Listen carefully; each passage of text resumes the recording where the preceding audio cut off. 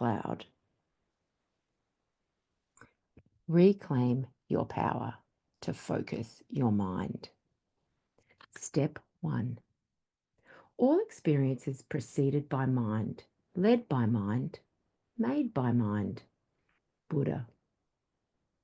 The two-wheeler hoverboard could go off-road, get up to 8 miles an hour, and weighed 25 pounds. Now Amari held it over his head, ready to swing it smack into Sean's face. It was a hot, sunny August day in San Jose, California, at the local pump track at Calabaza Park. A swoop sequence of acres and acres of rollers and berms, swoopy bank turns designed to maximize momentum, where adventurous cyclists can ride with focus and practice tricks. At 13, Amari was the smaller challenger, craning his neck to meet the gaze of the 15-year-old over 6-foot Sean. As the two young men stood there frozen in conflict, eyes locked on each other, wheels hummed while riders swished by. Up and down small hills, hooting exuberantly as they popped wheelies, bunny hopped, and launched over ramps into 360-degree spins. Amari and Sean were there that day to participate in a summer program for neurodivergent students called F+, which stands for Fun Positive. This program combines outdoor activities like dirt biking and dodgeball with improvisational games and meditation training. Leading this spirited gathering was Dr. Louis Provoski, a trained psychologist and expert in ADHD, and Colin Maslin, a former bike mechanic, EMT, teacher, and social worker. Dr. Lewis and Colin had met during compassion cultivation training at the Center for Compassion and Altruism Research and Education, CARE. The center I founded at Stanford, and they shared with me how they bonded over the redneck proclivities for BMX biking and snowboarding, as well as a passionate desire to work with youth who were undeserved by the conventional education system. Normally, children diagnosed with multiple behavioural and learning disability issues would be doomed to a summer of dreary analytical worksheets and lifeless PowerPoint presentations, all of it in the indoor imprisonment of sterile classrooms.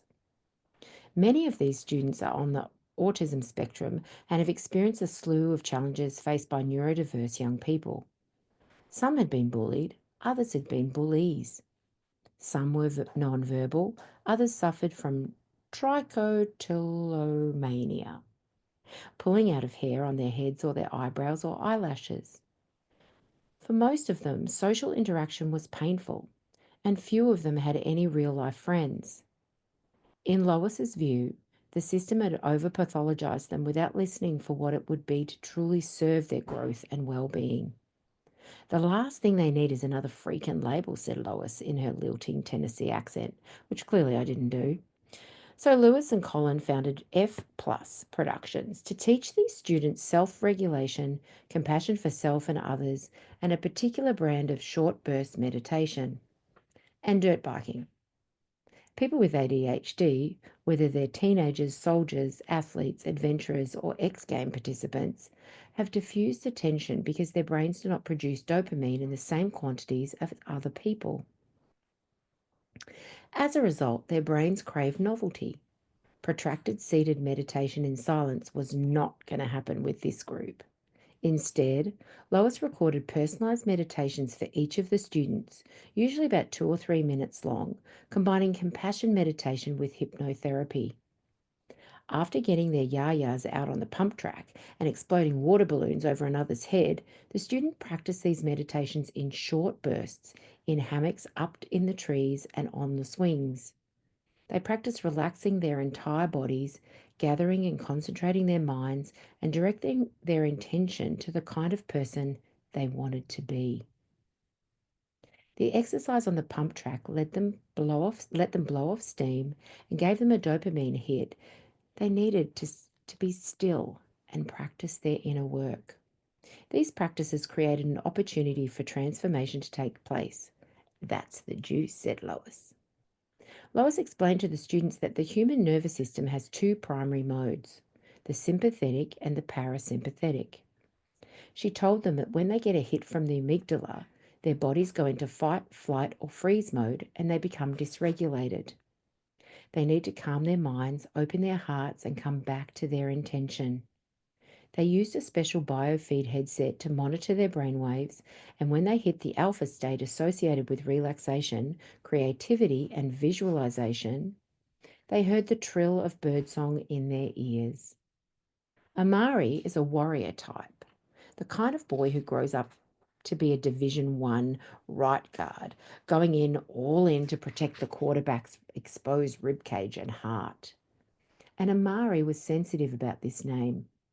Ever since he was young, other kids had been making fun of it, teasing him with sing-song nicknames that rhymed. That day at the track, Sean had failed to read the social cues of the situation and called Amari by one of the nicknames he'd hated over and over again. Amari had brushed it off at first, excited to learn how to keep his balance as the hoverboard swooshed around the track. Finally, Sean repeated the nickname, and Amari, wanting to teach his classmate that it was not okay, obligingly raised his hoverboard as if to attack Sean. So there they stood, two men facing off, flooded with testosterone, and looking forward to the pleasure of pummeling each other. Other kids had gathered around to watch the rumble. Lois approached calmly and said, "How's that going to work out for the two of you?" She brought a liberating wildness to the camp that made the students feel at ease. They knew she wasn't afraid to get in the mix with them. One of them had accidentally broken her hand. Another had tried to pull her hat off her head, but in the process her glasses had gotten caught in her ponytail and carved a small scar next to her left eye. She'd been upset for about 20 seconds, then got regulated. They saw how she could lose her cool, then find it again. "Well, I'm going to smash it in his face," said Amari. Earlier in the day, the students at F+ had been practicing speaking from their hearts. Each one was invited to stand up on a picnic bench and speak authentically. When he first came into the program, Amari could not speak from the heart. He struggled to communicate directly with others, preferring to keep silent. He frequently got in fights and was often in trouble for behavioral infractions. When he began working with F+ 2 years before, says Lois, he would not practice offering compassion to another human being. So we started with pets. Once we got living creatures going, he brought in human beings, and they're offering compassion to the friends they're making for the first time at camp. Hoverboard raised above his broad shoulders, temples sweating, Amari considered. He knew his nervous system had flipped its lid and sent him into fight, flight, or freeze mode. He'd been there many times.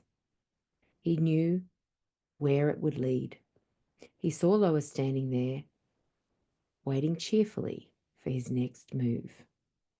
And then, instead of swinging the hoverboard, he lowered it and started laughing.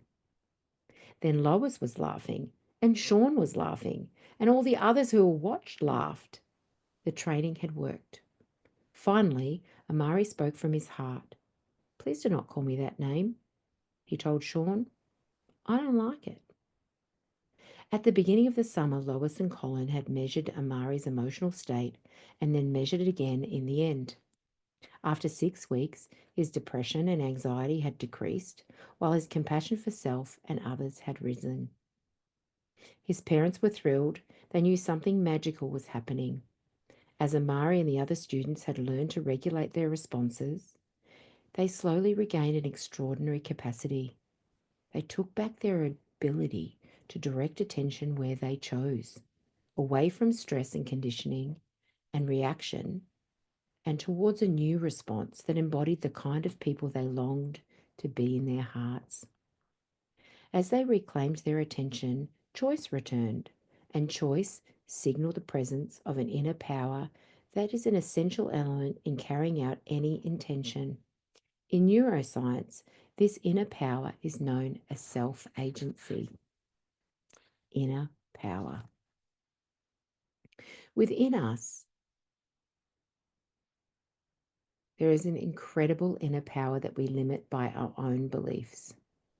It is the power to endure discomfort, to delay gratification, to decide what we will let our minds let into our minds from our environment and what we don't, to control our response to any given situation, whether real in the moment or replaying in our minds from the past. This is our power of choice. It is the power that allows us to focus our attention where we choose, no matter how loud, frightening, seductive the internal stimuli trying to distract us is.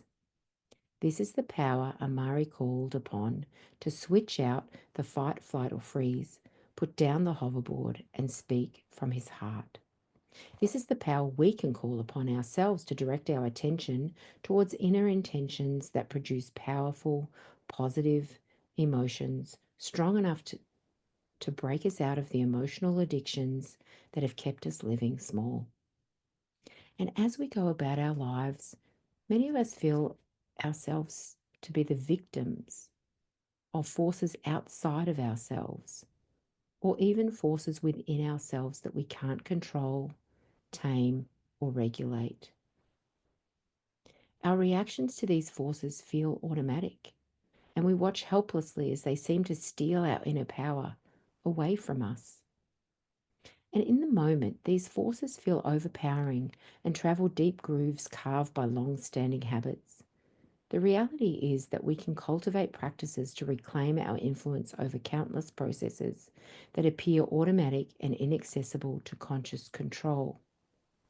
Because the power of the practice lies in our mind's belief in possibility and its ability to change our physical reality, it is not limited by anyone else's beliefs that our desires are not possible. Whether that's a skeptical individual or a family member or a biased society. Unlike a financial investment, which requires that which unlike a financial investment, which requires you already to have capital, manifesting only demands an investment of time, energy, and heart. It is an investment in yourself. The techniques, although they do require diligence and repetition, do not cost any money to practice and do not require any advanced training of any kind.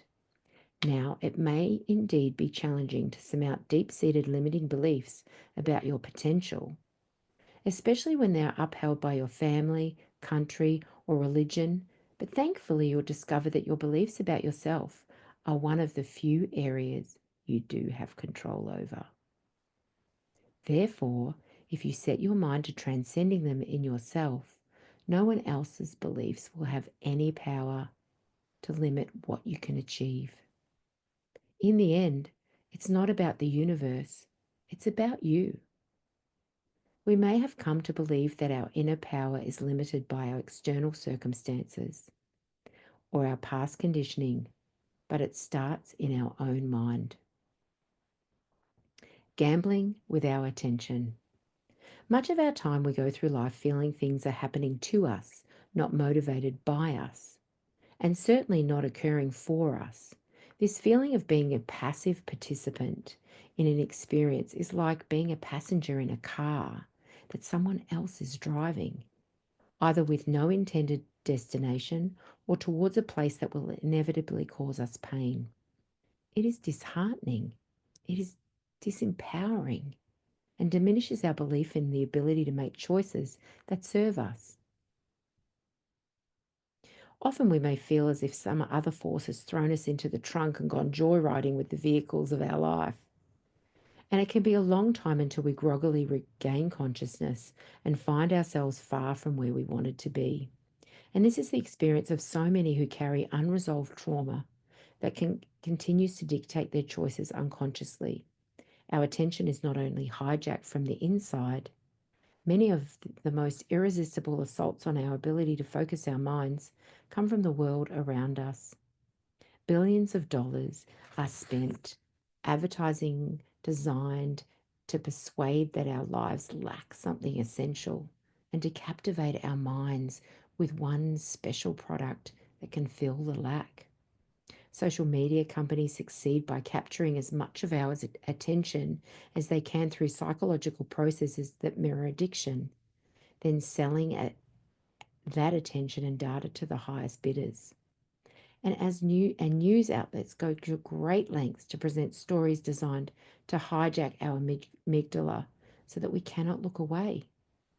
The typical American spends about 1,460 hours per year on their smartphone, which translates to about 91 waking days. 91 waking days. Wow. We do not give our attention to these devices only because we lack self-control. Our devices are designed to exploit a psychological phenomenon known as variable ratio reinforcement schedule. Imagine a rat in a cage who is taught that if it presses a particular lever 3 times, it will be rewarded with a food pellet. Now imagine a lever that produces a food pellet at random. Sometimes it takes only 1 press, other times it takes 5, sometimes 15. The rat quickly catches on that the faster he pushes the lever, the sooner it will get the next pellet. And this is also the principle by which slot machines work. A human brain, operating at a greater degree of complexity, tries to figure out the pattern that governs the variable rewards. The brain of the compulsive gambler releases dopamine, a reward chemical, to motivate the gambler to pay attention to the seemingly causal connection between pulling the lever and winning the jackpot. Near misses, such as 2 cherries but not 3, deepen the compulsion to keep playing. I've never done that, have you? The apparent causal connection forms between the motivation to seek reward and the deployment of our attention.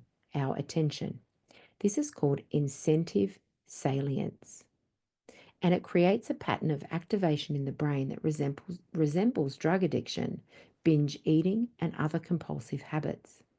Similarly, research has shown as we scroll through our phone, we are essentially manifesting the vagus effect.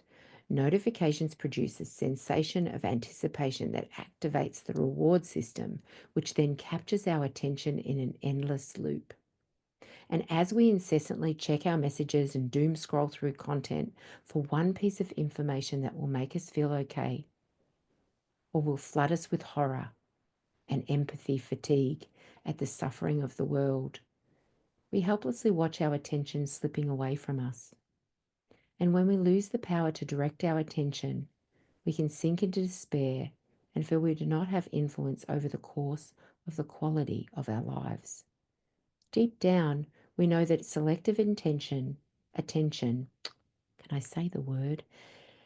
Deep down, we know that selective attention is the key investment in building the lives we desire. And that is why we pay attention. Our inner power rests in the ability to make our conscious decisions about our investment.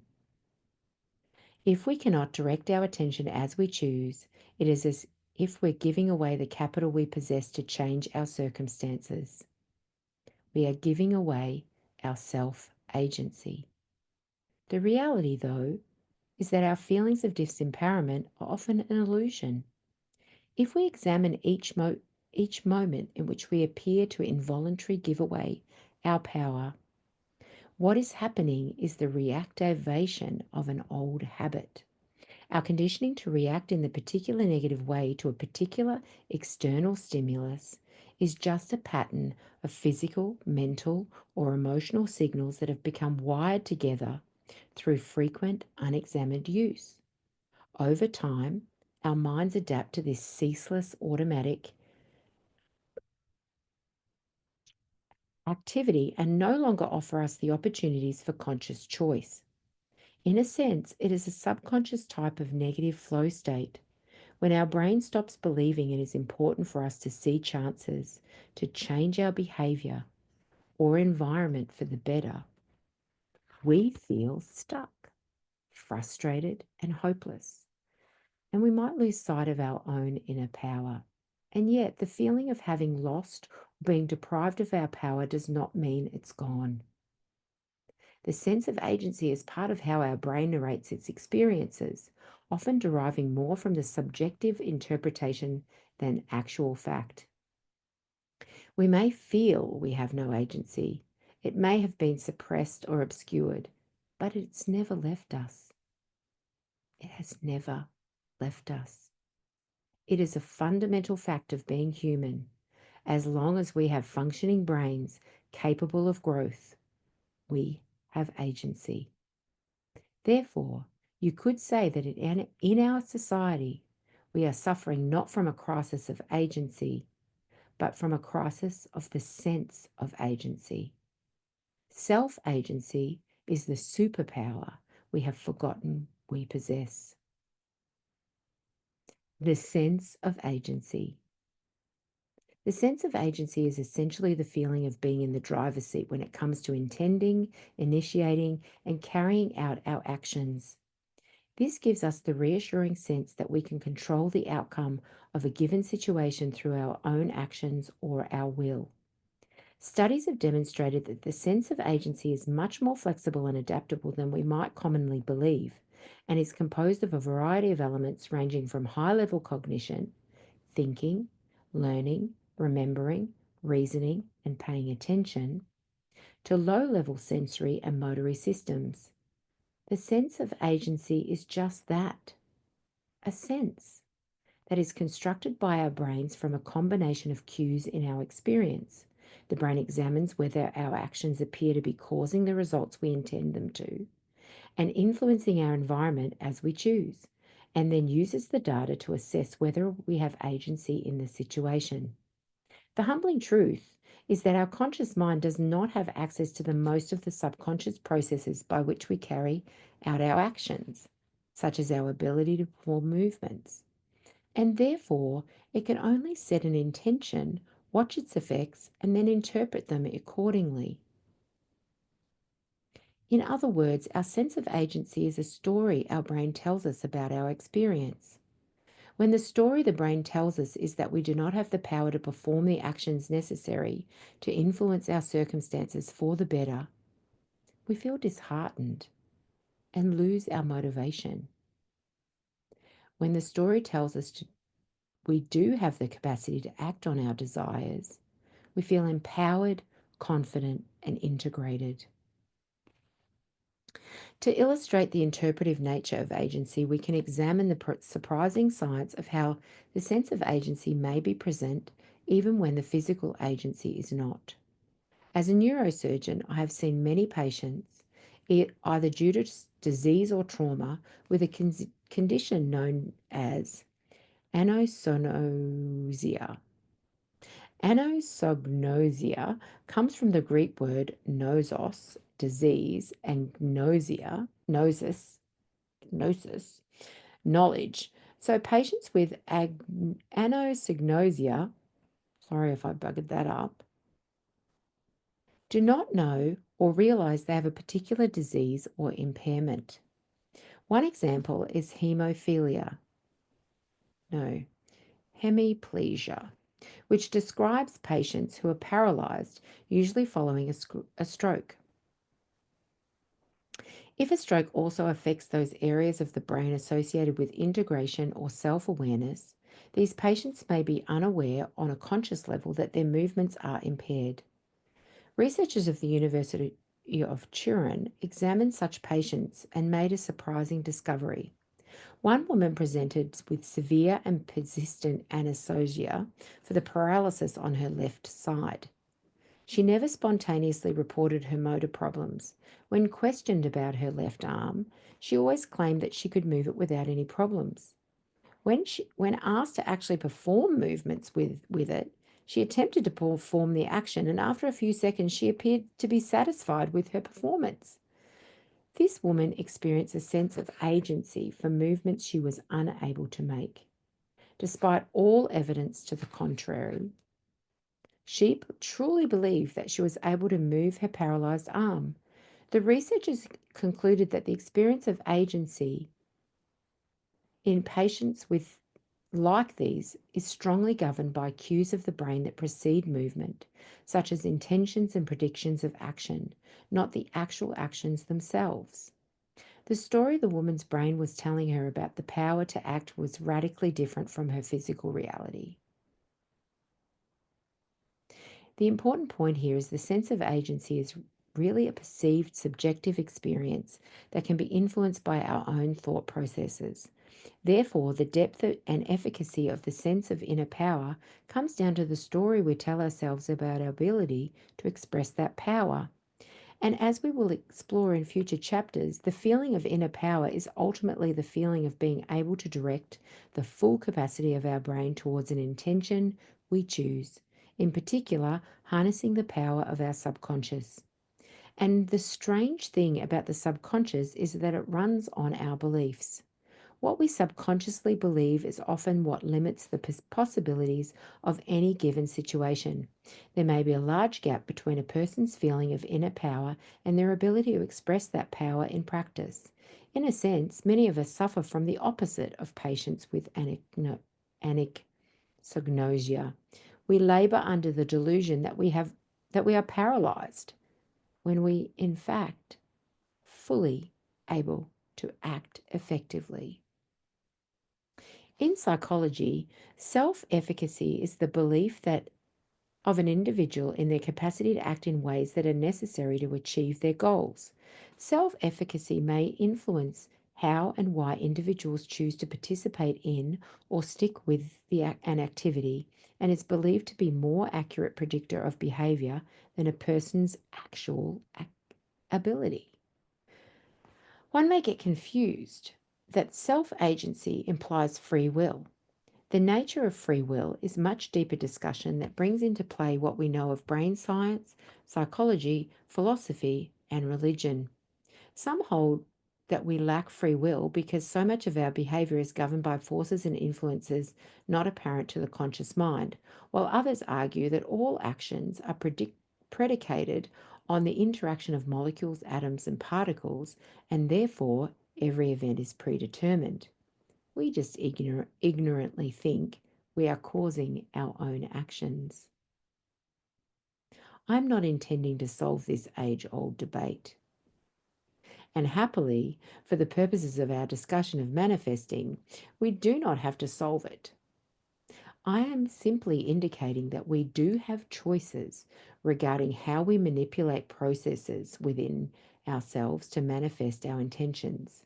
It is with cognitive control, rooted in the function of the CEN, that enables our ability to adjust and direct cognitive resources to complete the goal-directed task of embedding our intention into the subconscious and therefore optimizing our ability to manifest. One